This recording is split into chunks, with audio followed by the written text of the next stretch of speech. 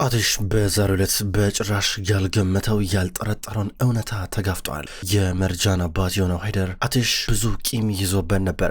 ነገር ግን አሁን በእውነቱን እወቀው ብሎ ያለውን ነገር በሙሉ ነግሮታል። አትሽ ከጅምሩ ለምን የሱ እህት ኤሉል በእነ ሃይደርና በሱ ሰዎች እንደተገደለች ትክክለኛ ምክንያቱን አያውቀውም። ብቻ ሃይደር የታናሽ እህቱ የኤሉል ገዳይ እንደሆነ ነው የሚያስበው። በተለይ ደግሞ አትሽም እዚህ ጋር ያመለጠው በምህረት እንዲሁም ደግሞ በእድል እንደሆነ አድርጎ ነበር የተረዳው። በአንድ በኩል ሃይደር ደግሞ ምንም አይቅር ብሎ ሁሉንን ነገር ይነግረዋል። ሃይደር የተናገረበት ምክንያት ገና ካሁኑ የእስር ጊዜው እጅግ በጣም ስላስመረረውና ረሃቡ እጅግ በጣም ስላንገፈገፈው ነው። እንዴት ኤሉል ልትሞት እንደቻለች ከኤሉል ግድያ በስተጀርባ ያለውን ነገር ለአትሽም ሲነግረው አትሽ የምር ራሱን እየተመለከተ ነበር ያለው። የመርጃንን አሁንም አብሬያት አፍቅሬ ልቀጥል በሚለው ሀሳብ ለሁለት ተከፈለ።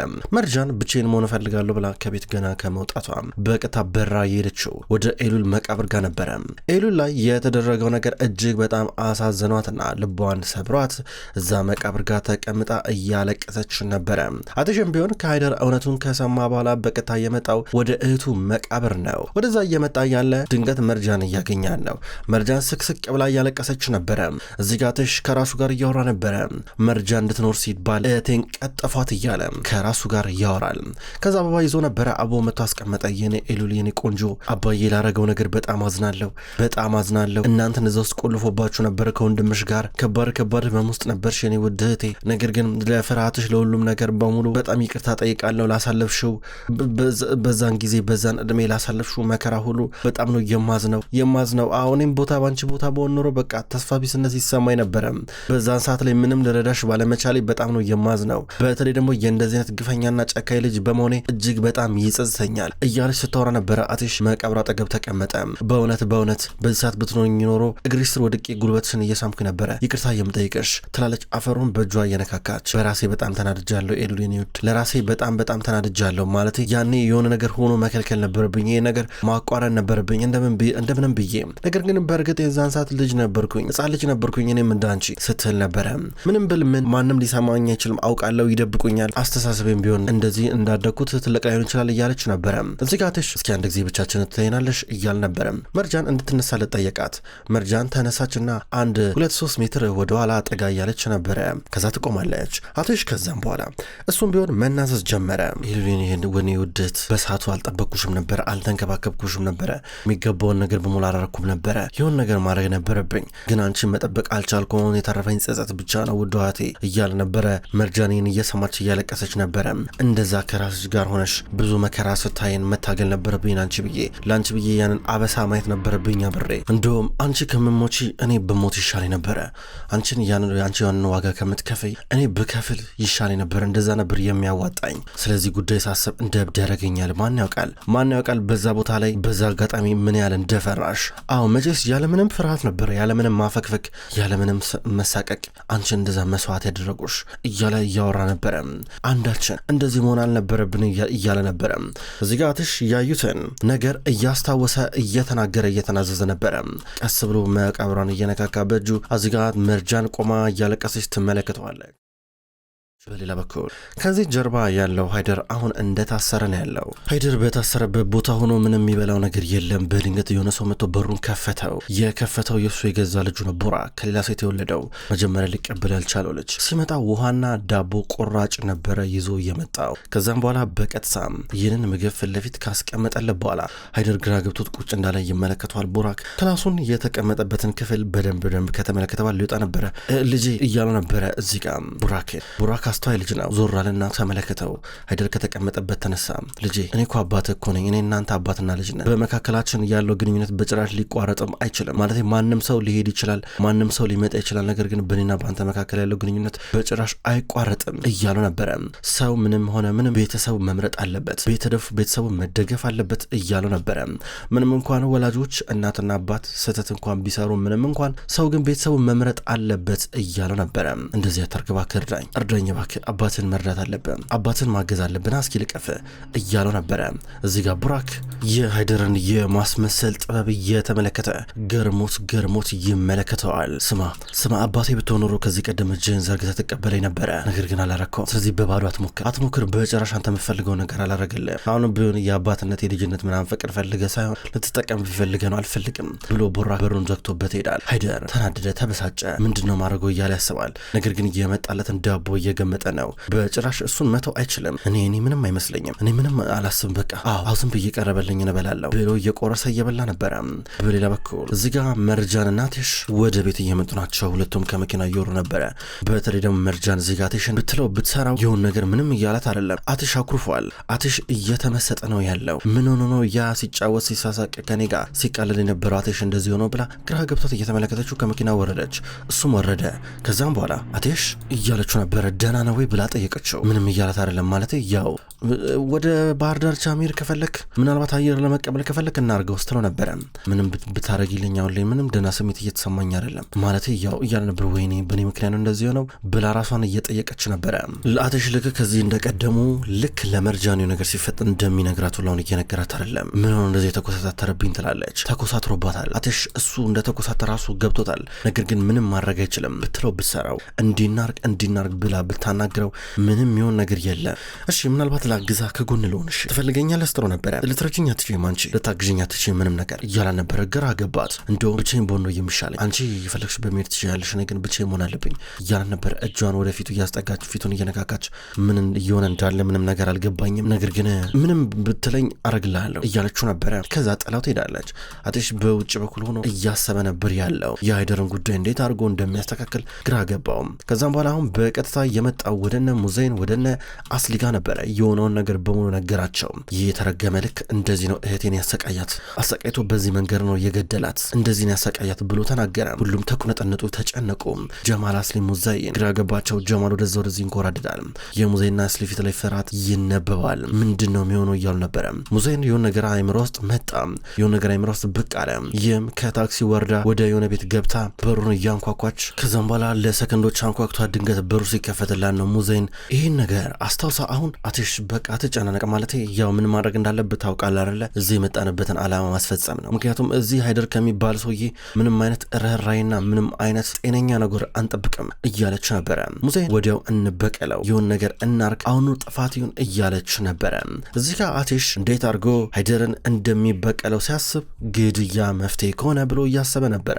አስሊና ሙዘይን ያቀረቡት ሀሳብ መግደል ነው። ነገር ግን አሁን አቴሽ አንድ ነገር አስታወሰ። ከዚህ በፊት ልክ ሃይደር ላይ ሸጉጥ ደቅኖበት ነበር። ሸጉጥ ደቅኖበት ከዛ በኋላ እዚህ ጋር መርጃን አባቴ ነፍሰ ገዳይ ብለህ ከሳዋል፣ ነገር ግን አንተ ከሷ አትለይም። በልበል አሁን ልገሏ እንደመጣው ልገሏ አይደል የመጣው ሽጉጥ ይዘህ እኮ ነው የመጣው። ተኩስ ብትባል እኮ ተተኩስበታለህ እኮ። አየህ ጨካኝ ሆናል፣ አንተ ራስ ነፍሰ ገዳይ ሆናል እያለችው ነበር። ከዛ ይሄው ግደለኝ ብላ ደረቱ ላይ ሽጉጥ እየደቀነች ነበረ።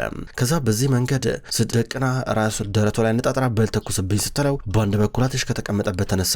ገና ለገና ሰው ነፍሰ ገዳይ ሆነ ብለን እኛም ነፍሰ ገዳይ መሆን አንችልም፣ እኛም ነፍሰ ገዳይ መሆን የለብንም። በቃ ሁኔታው እንደዚህ ነው መሆን ያለበት። ገባችሁ አይደል? እኔ በራሴ መንገድ ጨርሷለሁ፣ ነገር ግን እሱን ግን መግደል ምንም መፍትሄ አይደለም። እሱ እኔ ላይ ካረገብኝ 10 እጥፍ ነው የማስከፍለው። እንደውም ሞት ለሱ መድኃኒቱ ነው የሚሆነው። ግደለኝ ብሎ እግሬ ስር ገብቶ ይለምነኛል። ፍትህ ግን በመግደል አላስመልሰም እያለ ይናገራል። በዚህ ሳለ እነ ሙጅጋን ደግሞ መርጃንን ብትሆን ዋጋ ትከፍላለች እያሉ ነበረ። እሷን ዋጋ ካላስከፈልካት ምኑን በቀሉ ነ ይሉታል። እንዲህ እያሉ ሊያሳምኑት ሞከሩ። ነገር ግን አቴሽ አይመለከታቸውም እያለ ነው። እንደውም እጃችሁን ከዚህ ውስጥ አውጡ እያለ ነበረ። ሙዘይንን እየተቆጣት ነው ያለው። በተለይ ደግሞ አስሊ ይህን ጨዋታ እንዳታበላሽው አለበዚያ ይቀራልሽም፣ ዝም ብዬ እያየው አላልፍሽም እያላን ነበረ።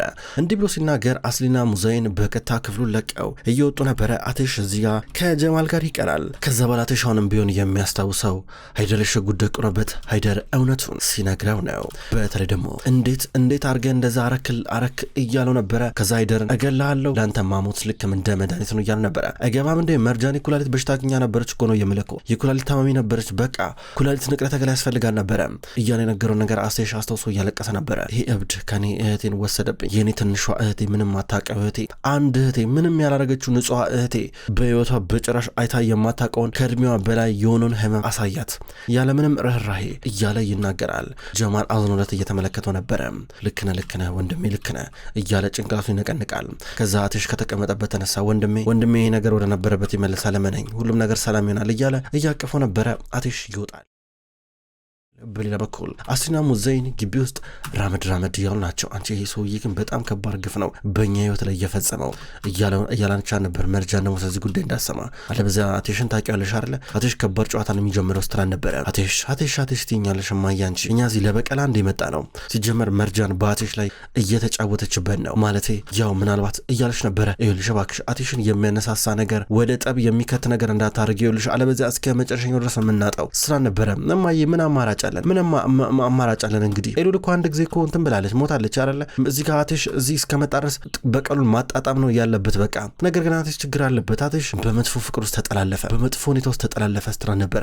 አቴሽ መርጃን የሱ ደካማ ጎን ናት። ይሄን ደግሞ ታውቂያለሽ። ደካማ ጎኑ እስከሆነች ድረስ እያንዳንዱን እንቅስቃሴ በጥንቃቄ ነው የምናደርገው ስትራ ነበረ። ማየኔ ያይጥና የደመጥ ጨዋታ ነው አሁንስ ያስጠላኝ። አሁንስ ሁሉ ነገር ነው የተለቸኝ። በቃ እኔ ቅጣት ነው ፈልገው በቃ እነሱ መምታት ነው ፈልገው በቃ ነገሮችን ማውደም ነው ፈልገው ስትላ ነበረ። ልጄ እኮ ስሚኛ ጥንቃቄ ይፈልጋል ያልኩሽ እኮ ለዛ እኮ ነው ስለነበረ። እሺማዬ ሰማሻለሁ ጎበዝ በርቺ፣ እስኪ በአሁኑ ደግሞ ያንቺን እናያለን ብላ ጥላት ገባች። ከዛ ሙዘይን አያስሊ አንቺ ማንን አሰሚኝም በቃ ይሄው ፍቅር አውሮሻል፣ ሁሉን ነገር ካላበላሸው እያልሽ ነው በቃ ምን ይሻልሻል ብላ እዚህ ጋር ሙዘይን ከራሷ ጋር እያወራች ነው። ሰዓቱ ሄደ መሽቷል። መርጃን ከጓደኛዋ ጋር በስልክ እያወራች ነው። እንዴት ናችሁ ታዲያ አሁን ብላ ዲሜት ትጠይቃታለች። የሆነ ነገር ተፈጥሯል በእናትሽ ማለቴ በጣም አዝኗል። የሆነ በቃ እኔ ፊቴን እንኳን ለማየት በጣም በቃ እንትን እያለ ነው እየሸሸኝ ነው። እንደገና ደግሞ በቃ ፊቱ ራሱ ተቀይሯል። ትንሽ እንዳኮረፈ አይነት ስሜት ይሰማኛል። ዲሜት ምን እየሆነ እንዳላላቅ ማውራትም አይፈልግም። ፊቱን እንዳንጠለጠለው ነው በቃ ፊቱ እንደረዘመብኝ ነው። ምንም እየተፈታልኝ አይደለም ማለቴ ከተወሰኑ ሰዓታቶች በኋላ ይተዋዋል ብዬ አስቤ ነበረ።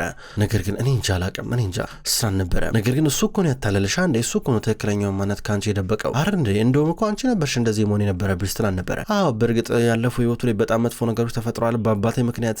ምናልባት ባህሪው ቢቀያየርብኝ ለሱ ኖርማል ነገር ነው ማለት እኔ ችግር የለብኝም ስትራን ነበር። አይ ይሄ አዲስ ነገር መሆን የለበትም ገባሽ? ከመጀመሩ ጀምሮ ቤተሰባችሁ ውስጥ ያለው ነገር ያውቃል ስትራን ነበር። አዎ ዲሜት ከፍተኛ የሆነ ፍርሃት ውስጥ እየተፈጠረ ነው ያለው። እኔ እንጃ የሆነ የማላውቀው ነገር እንዳለ አይነት ስሜት እየተሰማኝ ነው ትላታለች። ጓደኛውንም እያስጨነቀቻት ነበር። እኔ እንጃ ውስጤ አሁንም ቢሆን በቃ ጥሩ ስሜት እየተሰማኝ አይደለም በቃ የሆነ ነገር እንዳለ ታውቆኛል እያለቻት ነበር። እንደ ስልክ እያወራች ድንገት አቴሽ ሲመጣ በሩን ከፍቶ እንደገባ በቃ በኋላ እናወራለን ብላ ስልኩን ዘጋቸው።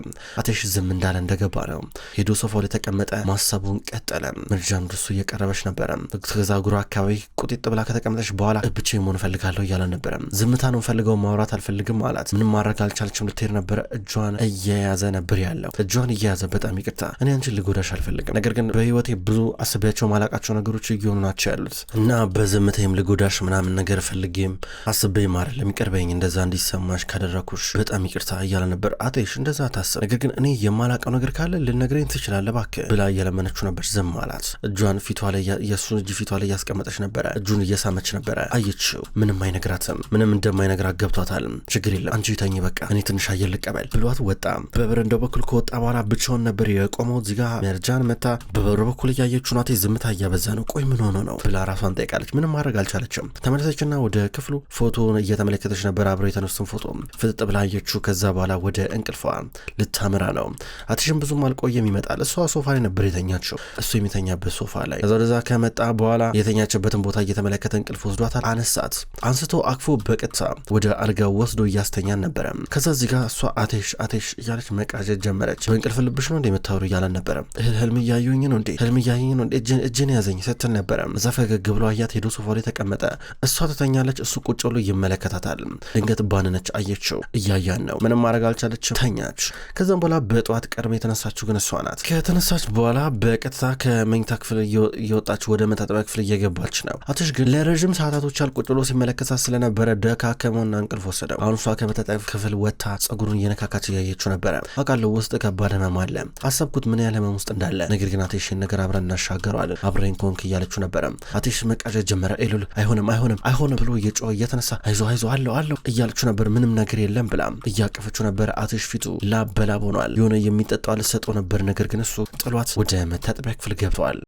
ውድ ተመልካቾች እንኳን ወደ ቅጠል ቲቪ ዩቲዩብ ቻናል በሰላም መጣችሁ። ክቡራን ተመልካቾች የድራማ መሀል ልብ ነው። መሀል ልብ ድራማ ከዚህ በኋላ በቅጠል ቲቪ ዩቲዩብ ቻናል ወደ እናንተ ዘውትር በተመሳሳይ በዚሁ አቀራረብ ይቀርባል። አቀራረቤ የተመቻችሁ ክቡራን ተመልካቾች ሁልጊዜ ዘውትር እየመጣችሁ እንድትከታተሉ እጋብዛለሁ። ይህን ቻናል ሰብስክራይብ ያላደረጋችሁ እስካሁን ድረስ ሰብስክራይብ በማድረግ እንድትቀላቀሉን ጠይቃለሁ። ይህን ቪዲዮ ላይክ እንድታደርጉም ጠይቃለሁ። ውድ ተመልካቾች በሁለተኛው ድራማ በዘውድ ድራማ ደግሞ በሌላ ቀን የመጣ ይሆናል። እሱ ድራማ አልተጠናቀቀም። እሱንም ቢሆን በተመሳሳይ አቀራረብ በተለያየ ቀን ወደ እናንተ ይዤ የመጣ ይሆናል። ሁሌም ስለምትከታተሉኝ በጉጉት አመሰግናለሁ። በቀጣይ በአዳዲስ ቪዲዮ እስከምንገናኝ ድረስ በየላችሁበት መልካም ቆይታ ይሁን።